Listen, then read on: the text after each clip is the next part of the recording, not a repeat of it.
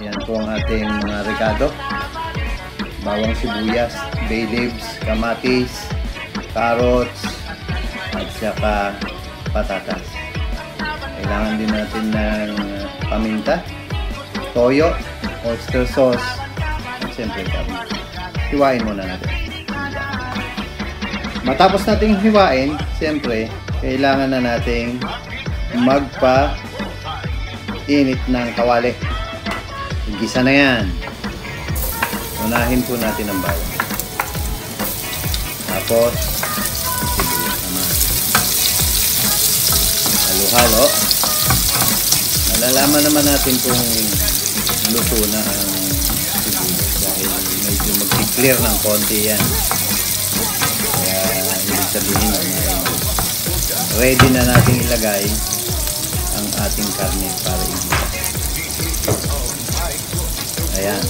Isunod na po natin ang karne sa ating gisa. So, ang ating karne. Halo-haloin na natin. Halo. I-flip mo nga. Yan. Yan.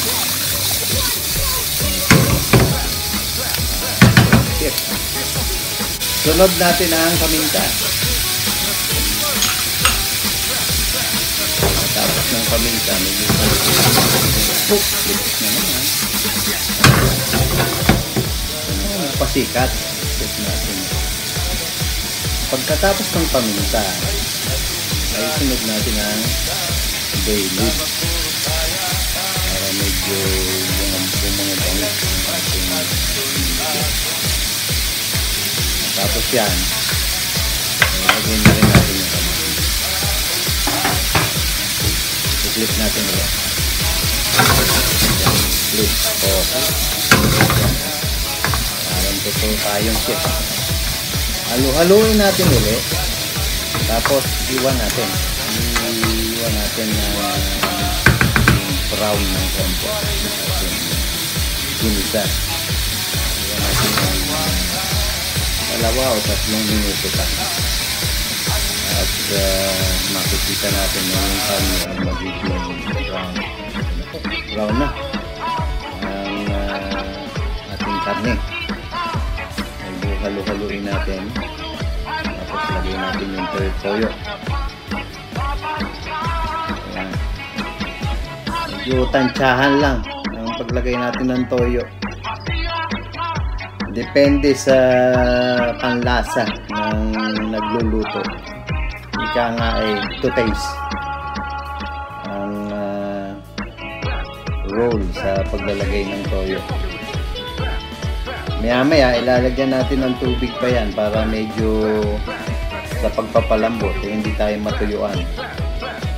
Kasi naging experience ako na kayo yan pag yung natuyuan nasusunog yung mga karne natin. Yan, lagyan natin ng konting tubig at antayin natin mag-reduce. At pag nag-reduce yan, malamang malambot na yung ating karne. Lagyan na rin natin yung asukal, paste. Tapos takpan natin at hintayin natin lumambot. Parang malambot na ano. Halo-haloin natin. Tapos ng halo-halo, takpan ulit natin.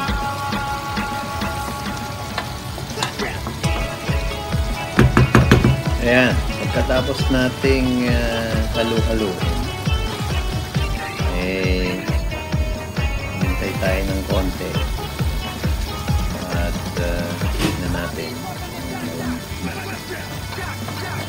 halo ulit para maging balance yung pagkaluto ng karne. Medyo kumulay na rin ano, sumama na yung toyo, kumulay na sa karne.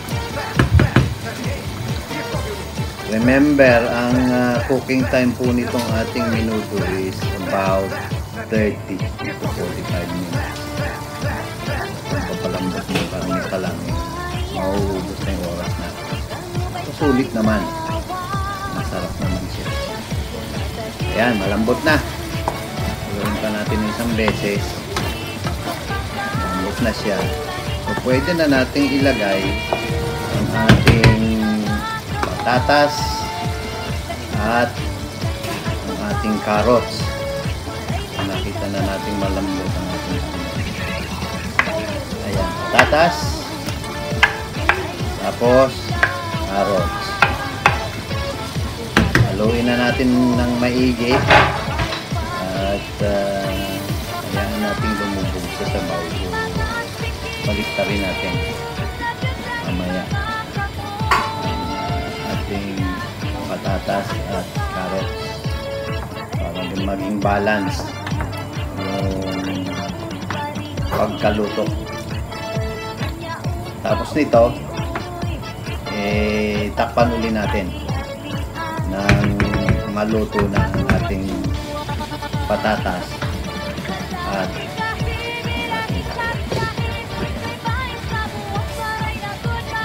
matapos ang 1 minuto uli, malamang luto na ang ating carrots at saka patatas. Meron pang isang recipe na kailangan niya, ang ating oyster sauce. Hindi po ako nawawala ng oyster sauce. Wala nang na-invento ito at aking na-discover pampasarap at pampalapot ng ating sabaw. Papasarap ito sa ating ulam ng oyster sauce. Tapos ito, halu-haluin pa natin ng konti. Yan. Halo.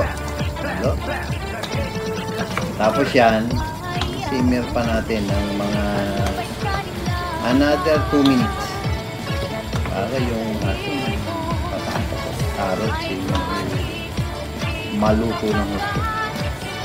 Ayos na ayos ito. Mukhang masarap. Yan, medyo i-balance natin ng konti. At takpan uli natin. Maghintay tayo ng ilang minuto. Siguro mga 2 to 3 minutes.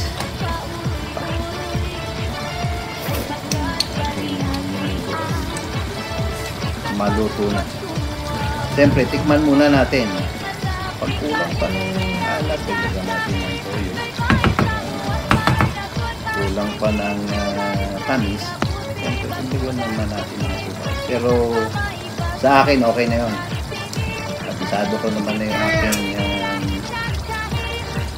recipe. Yan po ang version natin ng minuto.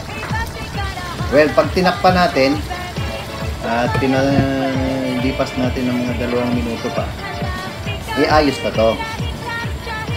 Ayan. Sarap. Ready na tayo sa tanghalian. Minuto ko po to para tanghalian ng mga bata. Gusto nila yung patatas at carrots. Tikman ulit. Sigurado. Kulang man. Yan. Pinatay na ang ating apoy. Ready to taste ang ating menudo. Tara. Tignan natin. Oops. Carrots. Tapos patatas. Tignan natin. Sarap ba?